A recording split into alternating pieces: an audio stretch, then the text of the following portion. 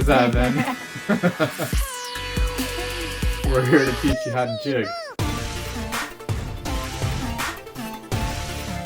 I hope you know what, I probably can't put the clip in for copy.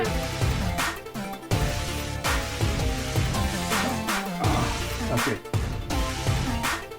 Well, maybe we should start off. Sometimes it's good to have like a certain introduction. Like sometimes people do a little bit of breathing. You can kind of like channel and focus the energy. A lot of people just jump straight into it, but I feel like that might be good. Yeah. Why don't we take? I feel like it's good to say like a little prayer or something. Okay. Do you want to lead that? Yeah. Okay. So, welcome everybody. Thank you for tuning in. I brought on one of my best friends this life, Allie, just like I promised, who might be undergoing a name transformation. This life, but also probably a lot of other lives too. Yeah. So not exclusive to this. But. Probably not. That's how it works. I'm sure you guys can relate. So let's do a little opening. We've got some good topics that actually came up in a phone conversation today. So I'll take a moment, just a really brief moment, to lead us through kind of like the smallest meditation ever and like kind of energy clearing, and then Allie can say a little prayer. You guys can do whatever you want on your end, but we'll start with that. So why don't we all find a comfortable seat and close our eyes. We can have our backs up straight, but drop the shoulders down and relax. We'll take 3 deep breaths in.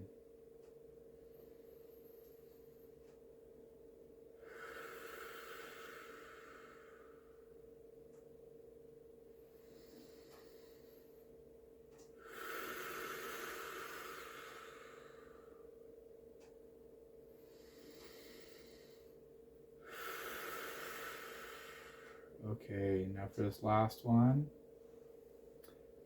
we'll put our hands into prayer position, and then it's a little bit harder with 2 people sitting next to each other, but let's put our hands up, kind of like in yoga. Reach up, stretch, breathe in, and then breathe out. One more time in, this time we'll bring it down to our heart. Prayer position, down to the heart. Breathe out all the love. All right. Oh. Okay. All right. So we're just going to say a brief prayer now to channel the messages that need to be heard by the collective right now, and for the highest benefit and healing of us and all the beings watching. So yeah, let's get into it. Yeah, thank you. That was great. I love it. The cat always comes when I'm sitting down. Always. I'll be in some meditation. This one's Shiva. She's got the little third eye dot there, and her sister Shanti is running around, but I'm not sure if she's camera shy. So yeah, let's jump right in. Today's topic is something that came up for me today. It has to do with a little bit of personal healing. And then, as promised, we can also go into India and how we first met, and why the India trip can be viewed as significant. Maybe we should start there, actually, because I've already promised that in the last video. So yeah, it's been a couple years since we've met. Yeah, it was before COVID. And we were at like an underground rave.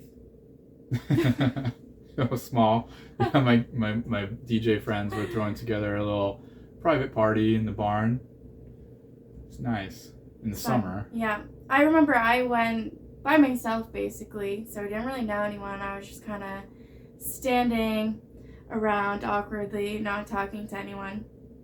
And I saw Evan, and he had his shirt off. All of his tattoos were out. And for some reason, I just remember like seeing this white light around him the first time I saw him, and I was like, this guy looks interesting. And come to find out, it's because he's so pure, such a pure, shining soul. And yeah, I was just sitting on a staircase and kind of overhearing a conversation that Evan was having with some of his other friends, and I thought that I heard the word India, and so I was like, oh my god, I love India. This is my time to just jump into this conversation. And so I tried, but they weren't talking about India after all. But I slid my way into the conversation.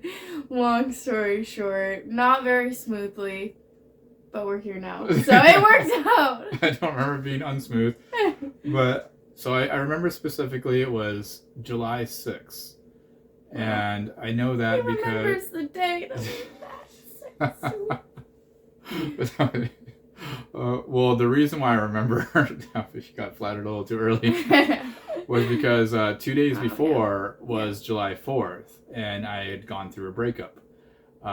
It was Independence Day, and it was a mutual separation of that relationship, and I decided, what better day to become independent than Independence Day? So I had gone my separate ways from somebody who I had love for at the time, consciously, and we both decided that, and it was good. So I was definitely planning on not dating and not seeking that type of interaction with anybody anytime soon. And I was a little bit heartbroken. So it was funny because the same DJ friend invited me, who I went to audio engineering school with, also invited Allie. So we got invited by the same person. We didn't know each other. I don't think I knew anybody there either except for him. Your theory too is that our granddads up in the heavens set us up. Well, yeah. So I guess going deeper and reading into it, and after spending more time, I get a lot of intuitive messages sometimes, and just knowings. You guys probably get that, claircognizance, maybe clairaudience, clairvoyance sometimes too. If you don't, you probably will at some point. And if you don't, no big deal. But yeah, so I was just going there too, and I was talking about England. I was talking about getting my Reiki master in England, and Allie heard India. So yeah, that was the icebreaker. I do remember after that, it was kind of funny because so when I was still in my previous relationship, I kind of saw how it wasn't working, and we were just on different levels of healing, which is perfectly okay. But I saw that it was going to be, maybe ending soon. And so I had predicted that. And I was okay if it did, I was okay if it didn't. But I did sit down in meditation a couple weeks prior to this party we're talking about. And I was manifesting, and I said, universe, if there is somebody better for me, please bring them. And I was specific because I had learned by this point you need to be specific with your manifestations, because that's very vague. So I said, okay, bring them within the next 30 days and have them approach me. I don't want to be the one initiating, because... And there were some other specific things too. You were very specific. They had to live in the area that we live in. Someone that danced to EDM music, which I just so happened to be a shuffler. I wasn't that great at the time, but that was one of them. Someone who's spiritual. What else? Do you remember? Probably meditator. Yeah, so I had a couple specifics, and then the main one was basically somebody that would approach me. And it was actually Allie that got my phone number that night. So that was unique and rare to me anyway. So then what happened next is a whole nother story. We'll go into another time. But we definitely became really good friends out of this all. And yeah. You just called me a really good friend. Aww. Aww. Yeah, and it's been a beautiful connection. I do believe that ultimately, both of our dead grandfathers had probably got together in the spirit realm and line this up, or fate and past life karmas, however anybody wants to look at it. But it brings us here today. So fast forward, yeah. Yeah, fast forward a couple years later, we've had many experiences together. We've traveled a little bit within the United States. But recently, one of my other really, really good friends this life had invited me to India. And ever since I met him, he's been inviting me because that's where he's from. Now, I met him in the UK when I was on my way to get my Reiki Master in England. But I actually couch surfed with him in Wales, which is the neighboring country to England. That's where I met him when he was at university. And so he's always been telling me, come to India. And I'm like, I will. I will. So now he's getting married in less than a week. What day is it today? Well, in about a week, he's getting married. So we're going. Well, I'm going. And then I was like, yeah, I'll come to your wedding. I don't necessarily have money, but I have a credit card. I have some flight credits. Like, I canceled from COVID. I was like, I just really feel like it's time to go. And plus, this certain individual, he seems to be very intuitive and know a lot. And I'm sure he knew that somehow I could get there. So I decided to go. And then I was sitting down into meditation one day, like I do every day. And it told me, invite Allie. And so she doesn't actually live here in the same state where I live right now. But I knew she was coming back because she had to come back to take a breathwork class, and didn't have to. You chose to come back right now. And so I waited till she got here to spring this news on her, which was kind of weird. But how was your experience with that? I mean, it was kind of mind-blowing to me because the night that you, channeled that in meditation was also a night where basically someone that I am very drawn to from India, Sadhguru, you guys might know him, played a big part in my spiritual awakening. He got brought up in a very specific conversation that night, and so that was just like an interesting synchronicity. And I had just been saying to one of my good friends maybe a week before that India was like my number one travel destination. I've always wanted to go there. I don't know why. I don't even know what specifically is there really, but I've just always wanted to go. And so when you said that, I was just like, whoa, my gosh. Like, it would be one thing if you just invited me. I'd be like, I probably can't. But I think because, the universe came through you and communicated that for me, it was something that I was like, okay, well, I have to take this seriously. And I also don't really have any money, but I was like, I'm just gonna figure it out. I'm gonna make it work. I bought my flight ticket, and the universe just provides, which is really awesome. You just sometimes have to take that leap of faith. So I was super excited when you told me. I was like, I definitely struggled a little bit and had my back and forth between like, my rational mind and following what my heart really felt aligned with. The rational mind definitely wanted to chime in and be like, well, what about this? What about this? Like, this isn't gonna, it's not gonna be right. But I think when we take those leaps into the unknown and really commit, we're telling the universe, like, I'm doing this. And then that gives the universe opportunity to conspire to work for us, to work it all out. Exactly. That's something I wanted to bring up too, how the universe always has our back. It's always trying to help us out.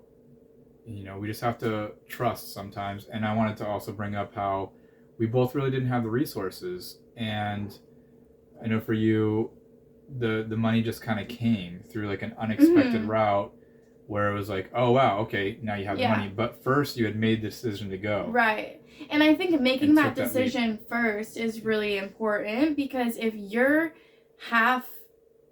halfway on it, then the universe is like, well, are you doing it or not? Like, they can't provide, whatever, he, she, gender non-binary, I don't know.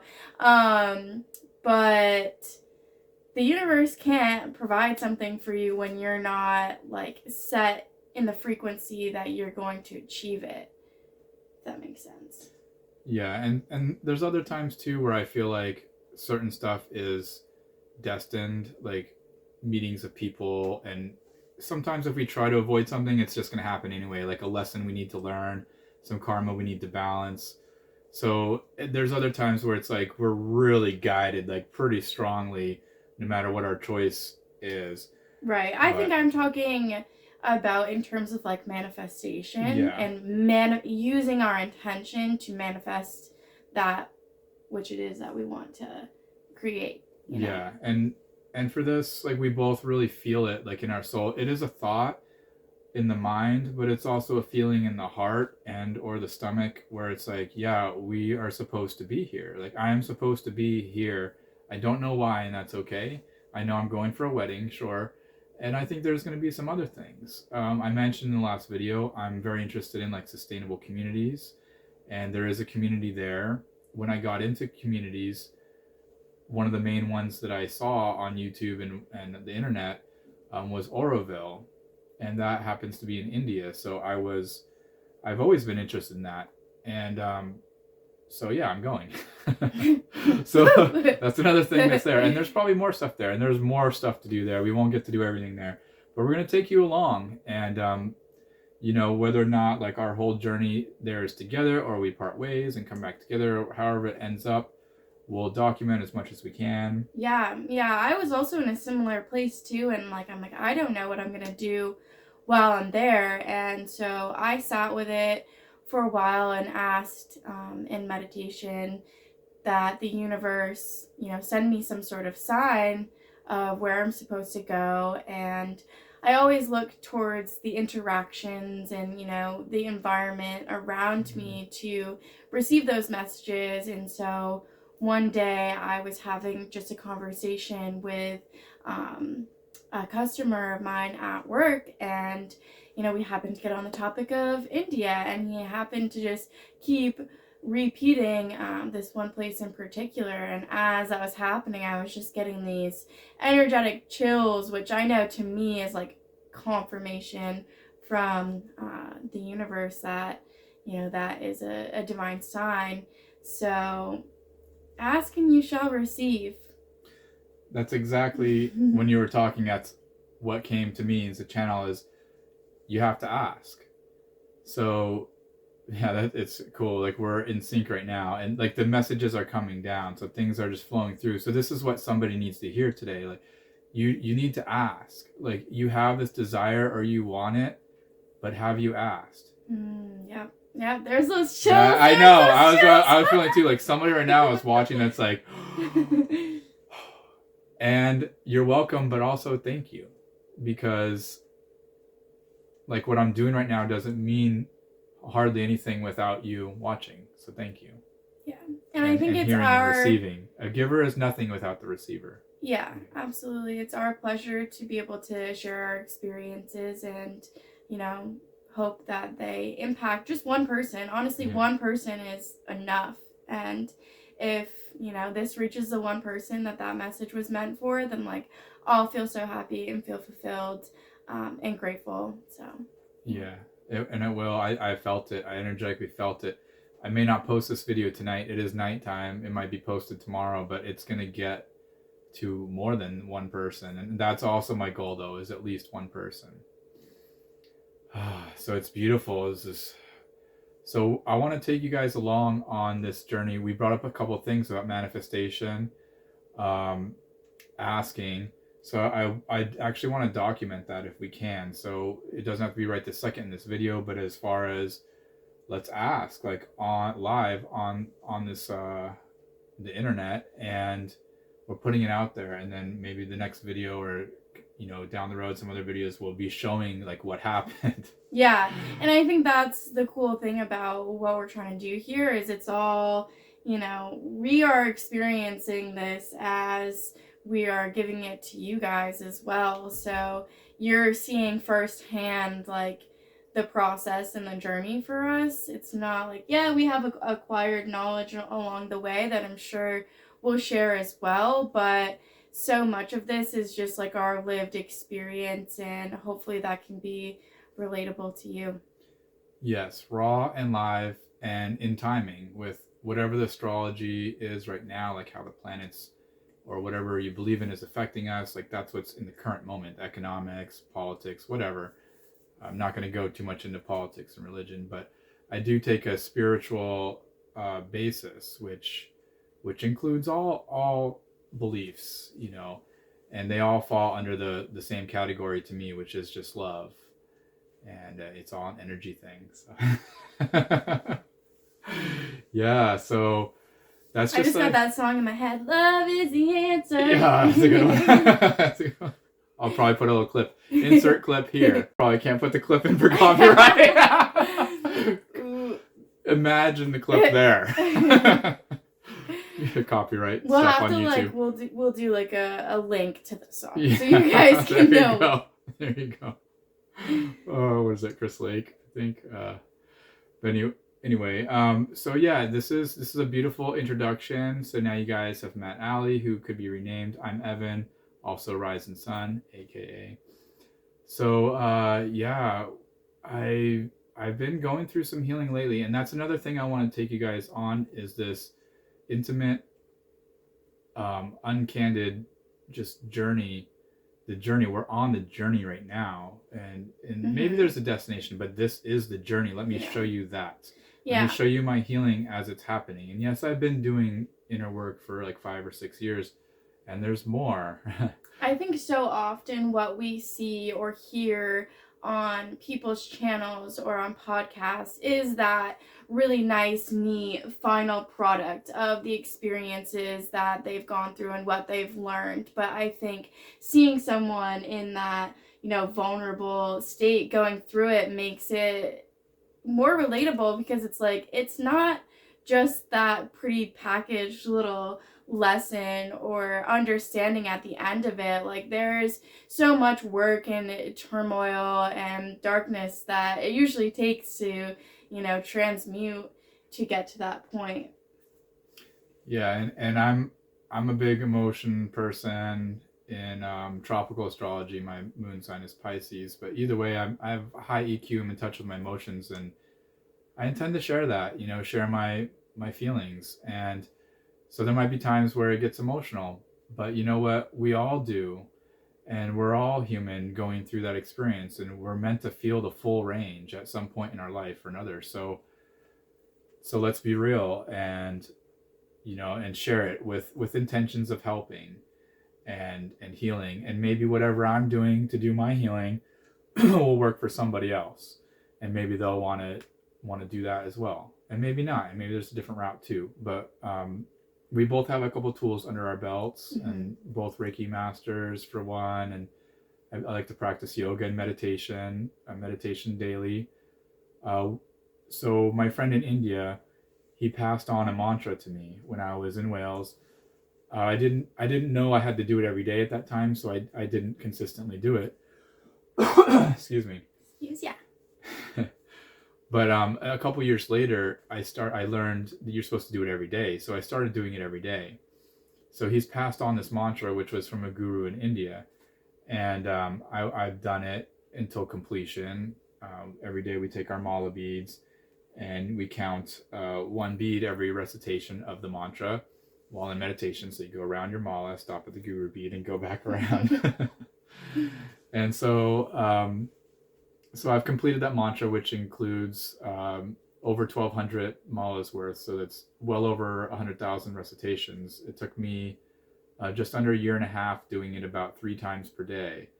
And at which point I was open and ready for the energies to be able to pass this mantra on. Until then, you need to hold it secret and inside and sacred. And it connects us with the enlightened beings that started this universe many billions of years ago. And so once I completed it, I was guided to pass it on to Allie, and I've passed it on to 2 people. We're to be very selective on who we pass it on to, but so we're also linked in that practice. And so, yeah, I don't know. Do you have anything you want to say about that or your experience? I mean, I feel like I could go into that. And It's another video. it's- That's another video. We'll go into the benefits and like her experience when she Yeah. received the initiation. Okay, so I wonder how long this video is so far. I'm gonna take a little peek. It's getting up there. Is it recording? Yeah, 25 minutes. Okay. So we got time.